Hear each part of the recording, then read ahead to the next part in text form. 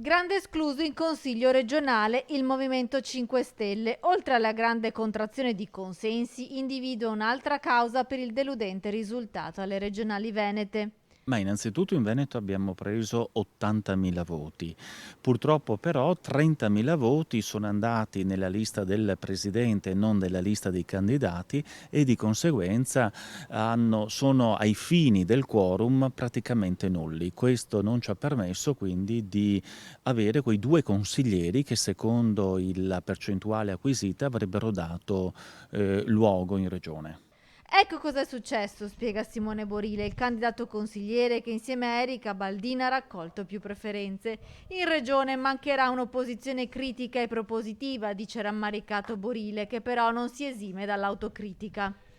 E dovremo lavorare sulle linee programmatiche, su una nuova classe dirigente e soprattutto ricostruire i territori.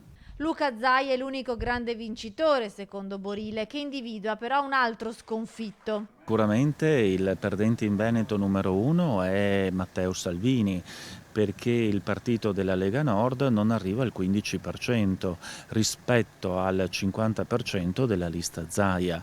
Anche Fratelli d'Italia doveva arrivare ad una cifra che superasse il 10% e si è fermata al 7-8%. Quindi di fatto i veneti hanno votato la persona. Ora non ci sono più scuse per l'autonomia.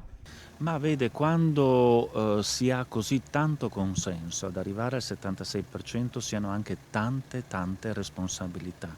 Il voto è trasversale, quindi Zaia non rappresenta più solo la parte dei leghisti, ma rappresenta tutti i veneti dalle varie sensibilità. Non avrà più scuse ore per non portare a casa l'autonomia.